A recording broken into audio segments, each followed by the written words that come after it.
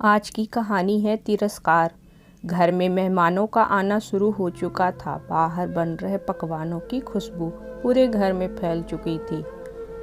उस खुशबू के बीच सभी की हंसी ठिठोली की आवाज़ें अम्मा को उनके कमरे में सुनाई दे रही थी। पर उस हंसी ठिठोली में उनकी कोई दिलचस्पी नहीं थी। वह तो अपने कमरे में ही भली थी। उन्हें तो दिलचस्पी थी उन पकवानों में जिसे खाने को उनका जी ललचाने लगा था। आज बेटे बहू भावेश और सुदीप्ता की शादी की 8वीं शादी की सालगिरह थी। आखिर उनका बेटा कलेक्टर जो है, तो पार्टी भी छोटी मोटी नहीं होगी। तो कई मेहमानों को बुलाया गया था, या यूँ भी कह सकते हैं कि उनके दोस्तों और बहू के मायके वालों को बुलाया गया था। अम्मा जी या उनके परिवार में किसी को कोई खास दिलचस्पी नहीं थी। वैसे भी बहू की हिदायत के अनुसार अम्मा जी को तो अपने कमरे में ही रहना था। पता नहीं बहू ने ये हिदायत भी क्यों दी।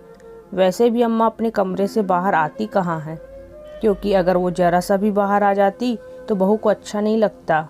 उसे लगता है कि उनके बाहर आने मात्र से ही पूरा घर फैल जाता है। शायद उसके इस चमकीले सुंदर ईंट गारे के घर में अम्मा ही अकेली पुरानी वस्तु थी, जो उस घर में उस जिद्दी दाग धब्बे की तरह थी जिसे हटाना तो हर कोई चाहता है, लेकिन फिर भी वो अपनी छाप उस जगह छोड़ ही देता है। और अम्मा जी को घर से निकाले तो उनकी इज्जत पर धब्बा पड़ जाए। लोग कहने न लगे कि इतना बड़ा कलेक्टर अपनी माँ की देखभाल नहीं कर पाया, इसलिए मजबूरी में ही सही अम्मा जी को घर में रखा था, लेकिन बस उनके कमरे तक सीमित कर रखा था। तभी अचानक दरवाज़ा खुला और बहू सुदीप्ता अम्मा के कमरे में आई। उसके हाथ में कोई पैकेट था। अम्मा जी के बिस्तर पर उसे रखते हुए बोली, अम्मा जी इसमें साड़ी है, पहन लेना। कहीं कोई भूले चूके मेहमान कमरे में आ गया तो आपकी साड़ी को देखकर हमारी इज्जत तार तार हो जाएगी। और ढंग से हाथ मुँह धोकर कंघी कर लेना। अगर कोई कमरे में आता है तो नमस्ते हाँ और हूँ में ही जवाब देना। ज़्यादा बोलने की ज़रूरत भी नहीं आपको। सुदीप्ता अपनी धुन में बोले जा रही थी, पर अम्मा उसका ध्यान अभी भी सिर्फ पकवानों की खुशबू पर ही था। तभी सुदीप्ता उनके कंधों पर हाथ रखकर उन्हें झकझोरते हुए बोली, अरे सुन रही हैं ना आप मैं क्या कह रही हूँ? हाँ हाँ बहू, क्या बन रहा है आज? अम्मा ने अपनी जबान को होठों पर घुमाते हुए कहा। सुदीप्ता ने अपना माथा पीट लिया और फिर से बोलना शुरू किया, हे भगवान, जब देखो बस खाने की लगी रहती। कुछ कहा मैंने, आपने वो सुना या नहीं? ढंग से तैयार हो जाना, बाहर आने की ज़रूरत नहीं है। कोई आए तो हाँ और हूँ में ही जवाब देना, इसके अलावा कुछ बोलने की ज़रूरत नहीं है। सुदीप्ता एक बार फिर अम्मा को उंगली दिखाकर समझाते हुए बोली। अम्मा ने हाँ में सिर हिला दिया और इतना ही कहा, बहू बहुत भूख लगी, कुछ खाने को दे दे। सुबह सिर्फ एक कटोरी दलिया खाया था। सुदीप्ता ने उन्हें घूर कर देखा जैसे पता नहीं अम्मा ने उससे सारी संपत्ति मांग ली हो, और फिर कमरे के बाहर चली गई। थोड़ी देर बाद घर में काम करने वाली कमलाबाई कमरे में आई और अम्मा को एक थाली देते हुए बोली, अम्मा अभी तो ये खा लो। अम्मा जी ने ललचाई नज़रों से प्लेट में देखा तो एक रोटी, थोड़ी सी दाल और आलू की सूखी सब्जी रखी हुई थी। अम्मा ने उसकी तरफ आशा भरी नज़रों से देखा तो कमलाबाई बोली, अम्मा अभी तो पकवान बन रहे हैं ना, पूरी तरह से तैयार नहीं हुए, इसलिए मैं सुबह का ये बचा हुआ खाना ले आई हूँ ताकि कुछ देर तो आपकी भूख शांत हो। अम्मा को भूख तो जोरों से लगी थी, इसलिए थाली लेकर उस थाली पर ही टूट पड़ी। अम्मा को इस तरह खाना खाते देखकर कमलाबाई की आंखों में आंसू आ गए। मन ही मन सोचने लगी, कोई कह सकता है ये कलेक्टर साहब की माँ है। वो कलेक्टर साहब जिनकी काफ़ी इज्जत है और खूब पैसा कमा रहे हैं। उनके बेटे बहू को देखकर तो बाहर वाले भी इनकी किस्मत पर रश्क करते हैं, पर इनसे तो हमारी किस्मत लाख गुना अच्छी है। बेटा बहू मजदूरी करते हैं, मैं घरों में काम करती हूँ, लेकिन कम से कम रात का खाना एक साथ बैठकर तो खाते हैं। यहाँ तो बेटे को पता भी नहीं कि माँ के साथ क्या हो रहा है। सोचते सोचते कमलाबाई फटाफट अम्मा के कमरे की सफाई करने लगी। वैसे अम्मा के कमरे में ज़्यादा कोई सामान तो था नहीं, लेकिन इसीलिए फटाफट व्यवस्थित हो गया। पूरे कमरे को व्यवस्थित कर बाहर से 2 कुर्सियाँ लाकर अम्मा के कमरे में रख दी कि ताकि कोई आए तो बैठने के लिए कुछ तो हो। तभी बाहर से सुदीप्ता की आवाज़ आई तो कमलाबाई बाहर आ गई। इधर अम्मा ने फटाफट थाली साफ कर डाली। पर भला एक रोटी से क्या हो, भूख तो अभी भी जोरों से लग रही थी। पर बोलती किससे, मन मारकर थाली एक तरफ रख जैसे तैसे उठी और हाथ मुंह धोकर पैकेट में से साड़ी निकाली। साड़ी बिल्कुल नई थी, उस पर से टैग भी नहीं हटा था। पूरे 410 रुपए की साड़ी थी। उसे देखकर ही अम्मा खुश हो गई। मेरे बच्चों ने पहली बार मेरे लिए साड़ी खरीदी। पर साड़ी के साथ ब्लाउज और पेटीकोट तो था ही नहीं, इसलिए अपने पुराने ब्लाउज और पेटीकोट के साथ ही साड़ी पहन ली। थोड़ी देर बाद सारे मेहमान बाहर इकट्ठा हो गए तो केक काटने का वक्त हो गया। भावेश और सुदीप्ता केक काटने के लिए एक साथ आ गए।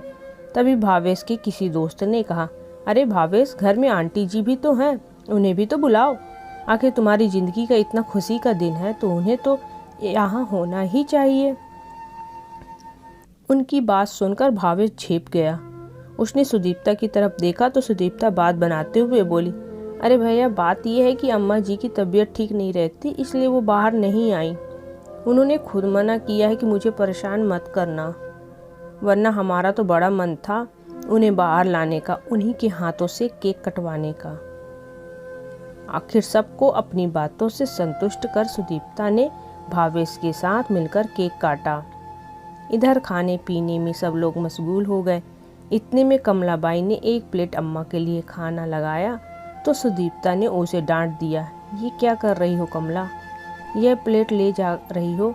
कमला ने झेपते हुए कहा, मेम साहब, अम्मा को भूख लग रही होगी, उन्होंने एक रोटी ही तो खाई थी, तो एक रोटी ही काफ़ी है तसल्ली लाने के लिए। उनकी तो उम्र हो चुकी है, उनका तो पेट ही भर गया होगा। ये प्लेट छोड़ और जाकर तेरा काम कर, अम्मा का मैं देख लूँगी। यहाँ मेहमान सिर पर खड़े हैं और तुझे अम्मा जी की पड़ी है, चल जा यहाँ से। आखिर मजबूरन कमलाबाई को प्लेट वहीं रखकर अपने काम पर जाना पड़ा। इधर सुदीप्ता अपने दोस्तों के साथ बिजी हो गई। रात के 11 बज गए लेकिन अम्मा जी को खाना तक नहीं दिया। अब तो अम्मा की भूख के मारे हालत खराब होने लगी। अब उनसे बिल्कुल बर्दाश्त नहीं हो रहा था। लेकिन पार्टी तो अभी तक चल रही थी। लेकिन जब बिल्कुल बर्दाश्त नहीं हुआ तो आखिर मजबूरी में ही सही वो उठकर अपने कमरे से बाहर आ गई। उन्हें बाहर देखकर भावेश का मूड खराब हो गया। वो धीरे से सुदीप्ता पर बिगड़ते हुए बोला, सुदीप्ता, तुमसे कहा था ना मैंने, ये अम्मा बाहर क्या कर रही है, तुम्हें मेरी इज्जत का बिल्कुल भी ख्याल नहीं है। अंदर लेकर जाओ। मैंने अभी के अभी। सुदीप्ता फटाफट अम्मा के पास गई और उन्हें अंदर धकेलते हुए बोली, अम्मा जी, आप बाहर क्या कर रहे हो, आपकी तबीयत खराब है ना, चलिए अंदर चलिए, आराम कीजिए। लेकिन अम्मा भूख से तड़प रही थी तो सबके सामने ही बोल पड़ी, बहू, मुझे बहुत ज़ोर से भूख लगी है, कुछ खाने को दे दे। उनकी बात सुनकर सब लोग हैरानी से अम्मा की तरफ देखने लगे। इतने बड़े कलेक्टर की माँ अभी तक भूखी प्यासी बैठी है, जबकि कलेक्टर साहब सबको पकवान खिला रहे हैं। कुछ लोग दबी जबान से बात करने लगे। कुछ बातें भावेश और सुदीप्ता के कान तक भी पहुंची। आखिर सुदीप्ता अम्मा को अंदर ज़बरदस्ती खींचते हुए ले गई। ज़बरदस्ती उन्हें उनके पलंग की तरफ ढकेलते हुए बोली, खबरदार, जो आप बाहर आई तो मुझसे बुरा कोई नहीं होगा। शर्म नहीं आती अपने बेटे की इज्जत इस तरह से उछालते हुए? क्या बताना चाहती हैं आप लोगों को कि हम आपको भूखे रखते हैं? आपसे तो मैं बाद में बात करूंगी, पहले जो बाहर आप रायता फैला आई हैं उसे तो समेटूं। कहकर सुदीप्ता बाहर आ गई और बाहर आकर सबके सामने ही कमलाबाई को बोली, कमलाबाई, जल्दी से अम्मा को एक प्लेट खाना लगा कर दे दो।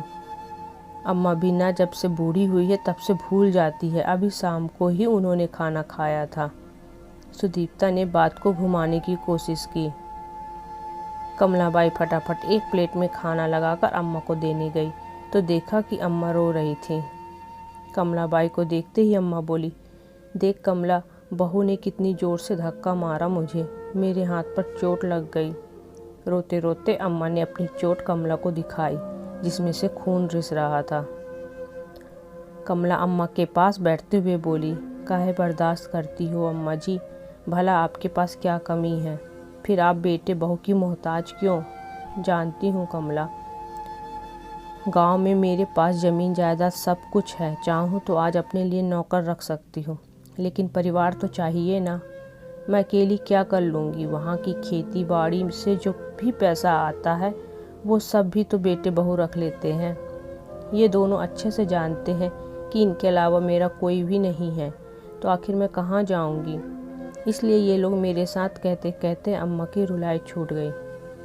अम्मा, पति के बगैर बेटे को पढ़ाकर कलेक्टर बना सकती हो, अपने दम खम पर पूरी ज़मीन जायदाद तो संभाल सकती हो, और आप कह रही हो कि आप क्या कर सकती हो?